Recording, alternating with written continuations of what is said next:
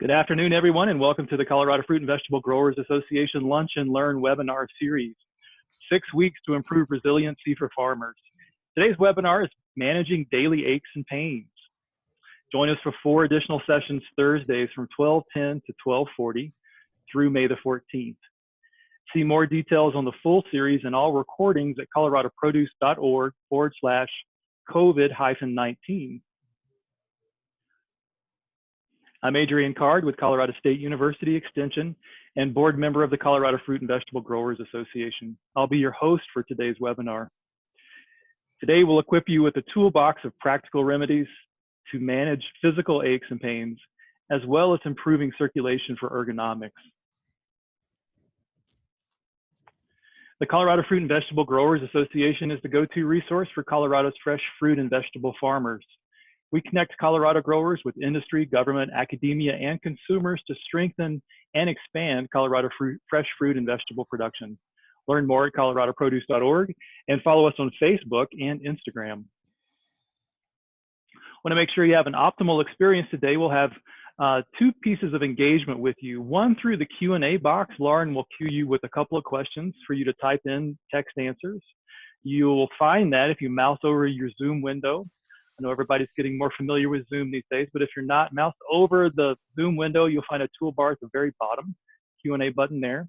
You can resize the Zoom window any way you need it to be, just to make sure if you're on a single screen that's optimized for you. And finally, we'll conduct polls interspersed also with this Q&A to better understand you and your attributes, and then finally to understand educational outcomes. Important to note that polling is not visible in the recording. And again, all of these resources and recording posted to coloradoproduce.org/COVID-19. Very pleased today to bring back our presenter in this series, Lauren Ziegler. She is a mindfulness and meditation teacher since 2012 and is a leader in the Center for Mindfulness at Colorado State University. Lauren holds a degree in psychology from the University of Minnesota with an emphasis in mindfulness-based stress reduction. She has advanced formal and clinical training and is certified with the International Association of Yoga Therapists and has expertise in working with spinal decompression, chronic pain management, and anxiety. Lauren is a speaker and educator, leading over 100,000 people in guided meditation for stress reduction, relaxation, and deep sleep. She provides a blend of education and practical experiential tools, showing you how to use them as needed to feel better, think better, and work better. Lauren, with that, I'll pass it over to you. Thank you, Adrian.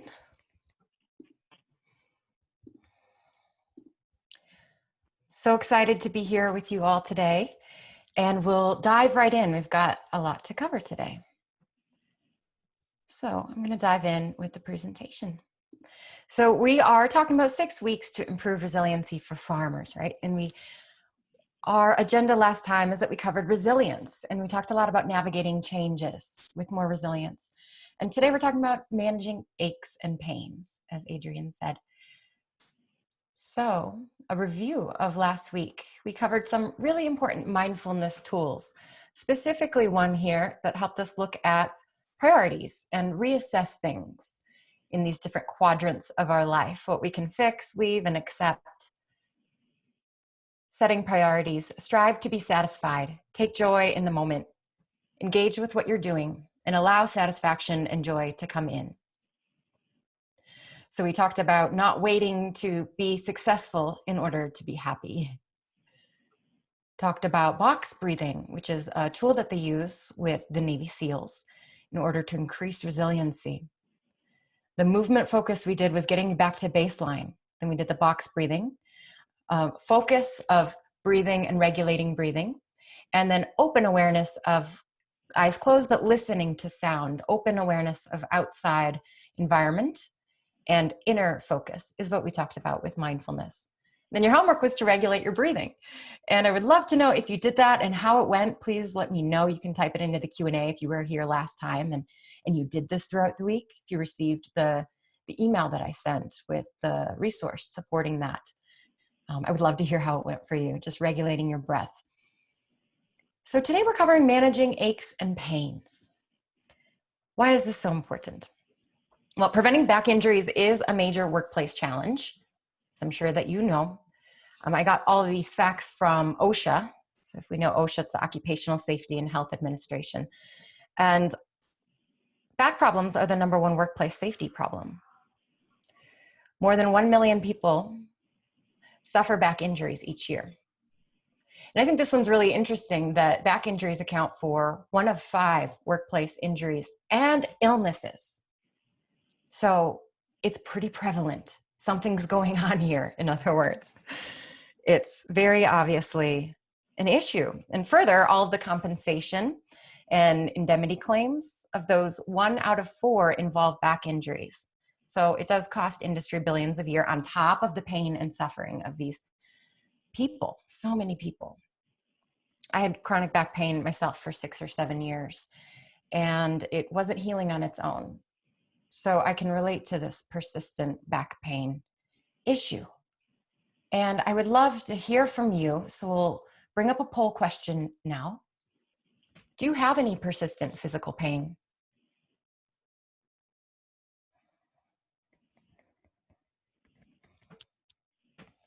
So you can, yes or no. Do you have persistent physical pain? It's a little bit of a thinker. Of course, we all have physical pain at times, but do you have something that's problematic and consistent? Lauren, a vast majority are saying yes, they do. They are? Okay. Yeah, yeah. Okay, I see that now. Thank you. So yeah, mostly yes. 1 person, no. That's great. Good for you. But I'm glad that you all that said yes are here, because we're going to be talking all about this today. Okay. So moving on along. Why is this so important? Well, because you have pain and it is so common.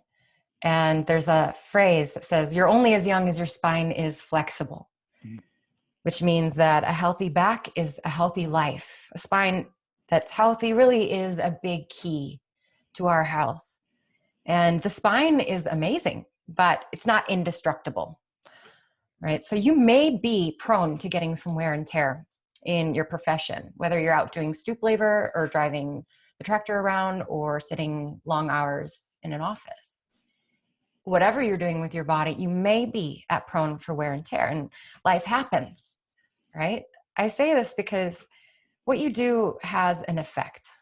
What you repeat has an even deeper effect. So we do all these things in repetition all the time. And each time that we do it, it's like those irrigation pathways I mentioned last time. It's like we can trace it in the dirt. And then the next time we get a tool and we dig it in even deeper. And repeating is like digging it in even deeper. And so we dig in these patterns of movement in our body based on what we're doing in our work, in our days. So you can do something about this to counter and prevent injuries, and you can protect your profession, your, any loss of wages or disability later, and really change the trajectory of your physical aches and pains. And it's about living well, right? You want to be able to do your work and enjoy the rewards of that and thrive in your life. So it's about protection and prevention, but also just about living better, feeling better, and working better. Question for you. What do you do with your body all day, most days? It's an interesting question to just think about, like, what positioning are you in most of the time?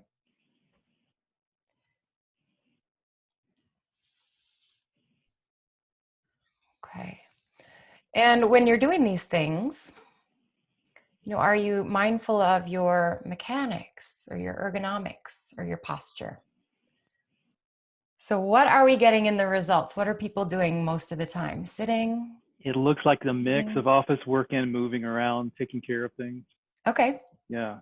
And then lifting with a lot of same motions. Okay. Okay, great. So lifting, a lot of the same motions and moving around a mix.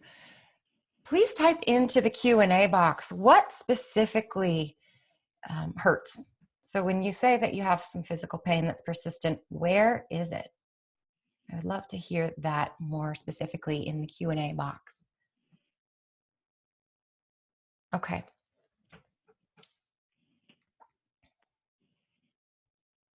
So what do you do with your body most of the day? Well, that makes a difference because what we repeat has an effect, right?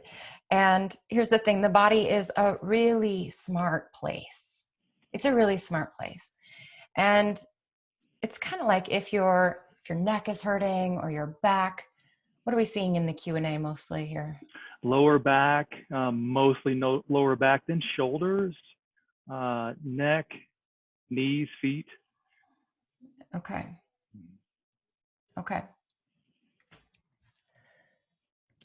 So if your lower back, let's just take the lower back, for example, is hurting, then I have to assume it's doing that for a really good reason because the body is a really smart place. The body will change based on what you're trying to get it to do. So it will adjust. It's really changeable and adjust. It will even calcify muscles in order to anatomically change to support what you're trying to get it to do. It will change its own alignment. So the body is a really smart thing. And we're going to just take a look at daily movements and see what's going on.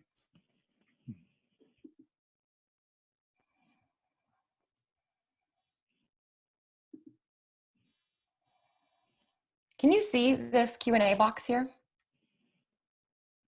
Adrian? No. Okay, Yeah, good. you're good. All right, we're clear. So a lot of things come into play when we're moving around, a lot of things with our spine. Alignment is, musculature, ligaments, joints, discs. So we're going to look at just a few daily body mechanics, kind of ergonomics.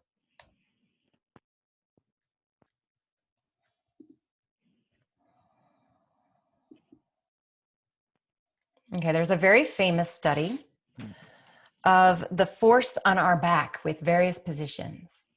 So if we take that standing position, that person standing straight up is at 100. Let's just say that that's the base. So from there, sitting, if you kind of look at this chart and find out where you are most of the day on this chart, sitting and slouching, that's 275 kilograms going through your spine right there. So do we do this all day long? Yes, we do. We sit and we slouch and we lean forward. And the forces on your spine change with different positions of the body.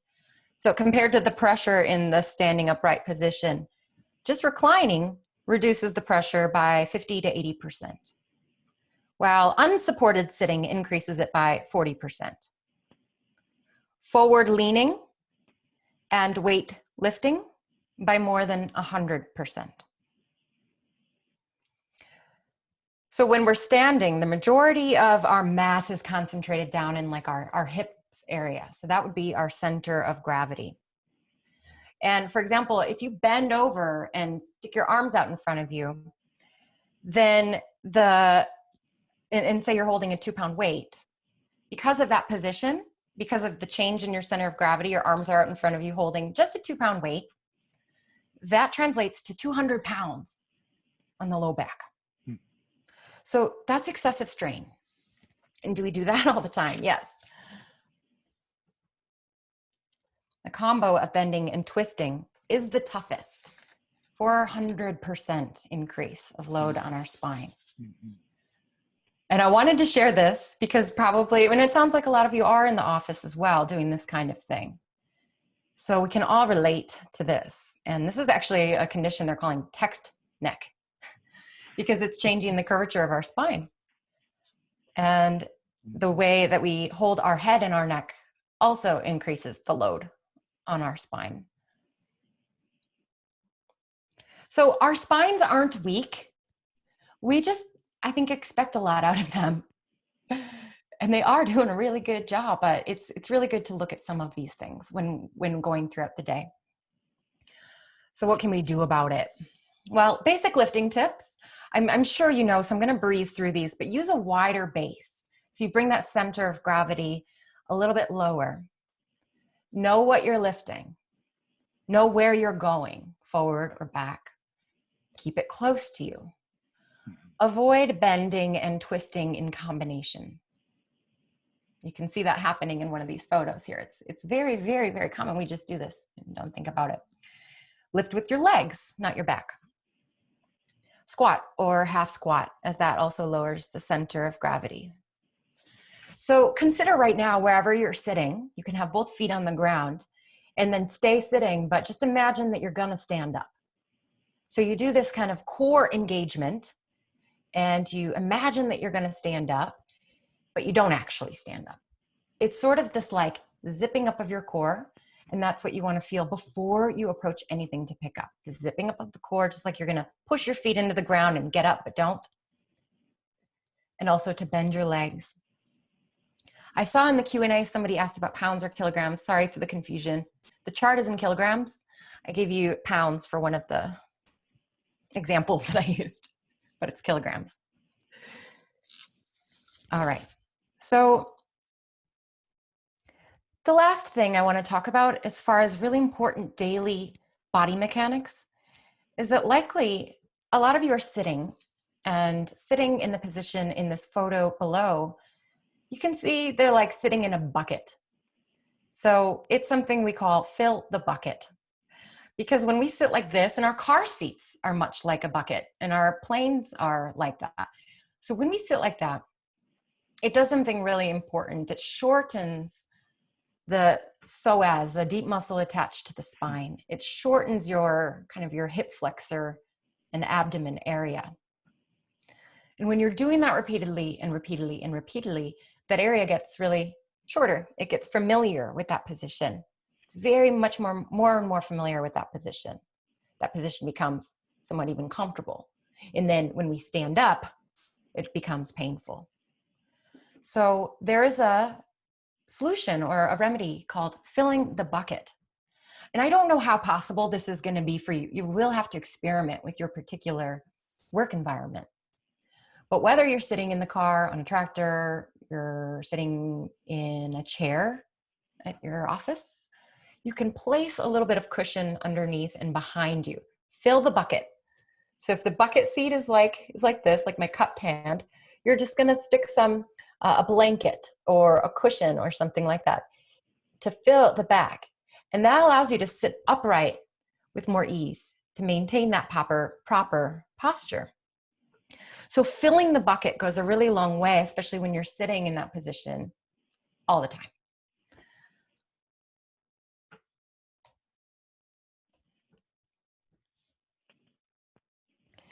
So daily body mechanics continued. Walk a minimum of 30 minutes a day, every day. Every day. Remember that standing position in the chart? That's less load. It's somewhat of a neutral position. And we were made to be up and walking. So whatever happens, try and get that little bit of walking exercise every day. So core strength is something that we talk about a lot when it comes to low back. And by we, I mean practitioners that work with these kinds of things. You probably have heard that from a PT or even a chiropractor. You need to strengthen your core. And that's true. All the different directions of movement throughout the day and core strength is important. But the disclaimer that I have for you is that I feel really strongly that it's not always a matter of we need to strengthen the muscles. Like I said, your spine isn't weak. It's just working really hard. So a lot of the time what we really need is, some core strength and movement, but also the possibility for the muscle tension to dissolve. And so lying down on the ground, you saw on the chart, just lying down, taking the load off 50 to 80%, gives the muscles a chance to actually let go. They're gripping on and working real hard for you all day long.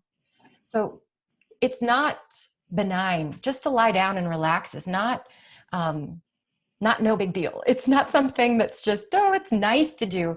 It's actually making a very important physical change, giving your spinal muscles a chance to release and reset, and then have more neuroplasticity, more resiliency, because now they have the option to let go fully and the option to contract and work really hard for you, as opposed to staying contracted all the time. I think that's why we say that it's weak there, because it's contracted. It doesn't have that much more to contract. To be a strong muscle, it needs to have the ability to go all the way from expansion to contraction. That's a strong muscle. So core strength, but also core release. And you can do that through lying down and relaxation practices. I want to cover the body garage. So what this is just the idea that it's all about garage mechanics. I think of it like garage mechanics. Starting to work as a yoga therapist, I saw so much how when we're doing repetitive motions, what's really needed is first the mindfulness of what that repetitive motion is asking our body to do. And then also the cure is to apply the opposite. Apply the opposite. Does that make sense? So say you're sitting a lot and leaning forward. The opposite of that would be what? Like leaning back a little bit, standing up, getting that movement. So if you're bending forward, you do the opposite of bending back. If you have a repetitive motion of reaching over to the right side, then the opposite you're going to think about is going over to the other side. Going over to the other side intentionally and doing that as a little mini exercise. So your body garage is kind of the place where all of your remedies for you go. So the directions of movement, different directions of movement are side bending, forward, back, and twisting. There's also the extension of the spine, the kind of lifting it up longer. So all of these different body mechanics are something to consider as you kind of like go into shop mode. What does my body need and how can I fix this? That being said, it's really good to have images from doctors, to know exactly what's going on if you feel that there's something going on there. And a lot of these remedies can take care of pain. So looking at patterns of tension, if your back is cramping, like I said, then let's assume that it's doing it for a really good reason. So there are layers and layers of fascia in our body. And I think of these as like a bed sheet. And you lie down on the bed sheet and, just like sleeping in it once, it gets a little wrinkly. But then think about it being wrinkled in that same way over and over and over and over and never stretched out. Then it's going to develop like a crease, like a permanent line. And this very much happens in our body. It happens on a daily basis. And that's why the movement is so important. There is a chart here I would like to share with you. And these are not muscle groups. These are actually fascia, which is like the thin layer, like the bed sheet, over and underneath the muscle. There are different depths of this. But what it's really showing here is that all of these things are connected. So all the way through your back, there's a line of pieces in the body, like fascia and parts of your body that are all connected. And so when we get one crease from that repetitive movement, then that develops as sort of like a pattern in the body. And that becomes information about what is the cause of the physical pain that we have. All of our expression of pain is going to look different because it could be affecting the fascia or the bed sheet at any part. So someone's lower back might hurt on the left side, it might hurt on the right side, but everything here is connected. And looking at the fist on the left, you can see that it's held a little bit more tightly than the one on the right. So for a moment, do this. Make a fist and make the fist as tight as you can. And then close your eyes for a moment with this tight fist And notice what it feels like. Just notice how that is for you. And then release the fist. You can still feel sort of the impression of the fist having been clenched, but you maybe feel like a little burst of warmth. And then with your fist unclenched, notice how that is and how that feels. Clenching our fist is like clenching an area in our body. It's not as obvious as our fist, but we're doing this all the time in different parts in our body.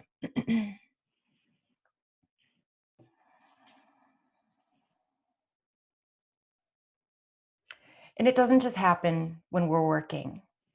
These tension patterns even occur just by thinking, just by sitting there and thinking. So right now, take a moment and notice where you might be holding tension. If it helps, you can close your eyes. And this is a process of getting curious and moving your attention inside of your body, shoulders, jaw, is it abdomen or hips? Just like that clenched fist. And then what happens when you try and relax it? Is it possible to relax? How quickly does that pattern reassert itself and sneak back in? Okay, I got a third polling question for you here. Where do you hold your tension? Where do you notice? And this is not just physical, obvious tension, like it could be a lot of tightness in the jaw, but this is also like when I'm thinking, am I furrowing my brow or am I holding unnecessary tension in my hands? It could be anywhere. What are we seeing? Mostly shoulders. Shoulders. Yeah. I can relate to that one. Yeah. Again and again, right? You remind yourself to relax them and then it's like you have to do, oh, again, there they go again. So that's because we have these patterns in the body. Yeah, mostly shoulders. Interesting. So the movement tool that I have for you today is to treat it with opposites. What's the motion that you're doing usually? Make sure that you get the opposite motion in there throughout the day. The breathing tool I'd like to share with you is diaphragm breathing. It's kind of a fancy chart. Don't worry about it. What it's just showing is that your diaphragm moves when you breathe. It does so already naturally, and we get about 500 milliliters of volume with a normal average breath. But when we do diaphragm breathing, we get 4 times that.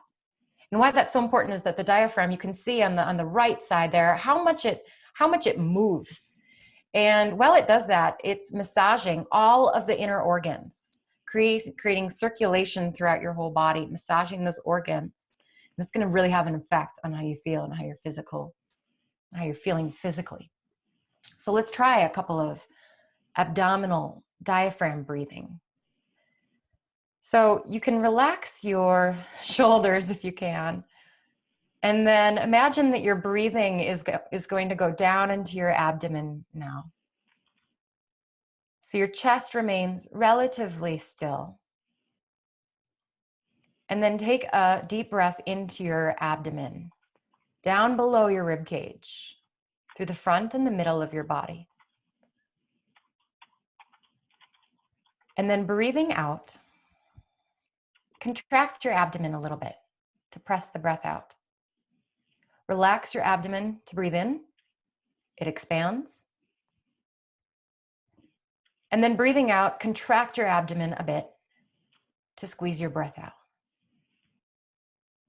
Continue going with this. It'll take a little practice, but that is diaphragm breathing, which really increases circulation and has a hugely positive effect on calming stress and therefore aches and pains. The mindfulness tool today is interoception, which is something that you've already done when you went in and said, where am I holding the tension?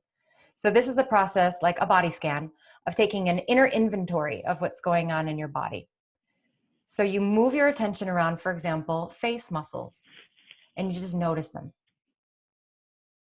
Notice shoulder muscles. Notice right hand and fingers. Notice left hand and fingers. And you're not looking for anything in particular to notice. It's just putting your attention there is enough. It's an inner inventory. And this moves your attention around inside your body, scans it around, and also increases circulation and increases your ability to kind of keep going with that ache and pain without being so hijacked by it, where it's the only thing that you can focus on. This is a very powerful mindfulness tool. All right, I have a question for you, and this is about, did you get anything out of this? Did you learn anything new? And are you likely to use what you learned? Would love to hear the outcome. And Lauren, interesting comment in the Q&A that someone really had to concentrate to do the abdominal breathing. Yes. Yes, and I wish that we could spend more time on it. We will review it next time, so come back. But also I'll give you a little bit of homework for the week, a few-minute recording where you can practice this further. It's really normal for it to take a lot of concentration in the beginning, and then it becomes more natural with practice. And I'm curious, even when you had to concentrate, if you felt something, if you felt an effect, just even a few breathing ways of breathing like that, even just 3 times, will make a difference. Well, great educational outcomes today. People are 100% learn something and going to put it to work. Wonderful. Excellent, everyone. So your homework is to do that. Practice interoception. Again, that's the body scan for 2 minutes per day. And if the diaphragm breathing was something that you're going to take with you, you can work with that as well. But I would love for you to practice this, moving your attention around inside your body for 2 minutes a day. Use these tools to manage aches and pains so that you can feel better, live better, and work better. And you have 48 hours to put that into action. So start doing the 2 minutes a day of body scan. And I'm really grateful to be here. That's all I have for you. Thank you so much. Lauren, wonderful. Thank you again for a tremendous webinar that's given us tools to manage stress during these stressful times. Everyone, join us next Thursday. The third in this series of 6 is titled Hands-On Tools for Stress Management. So we'll learn more great tools that you can put to work immediately. This webinar will be posted to coloradoproduce.org/COVID-19 and look for separate registration for next week's webinar. Thank you all so very much.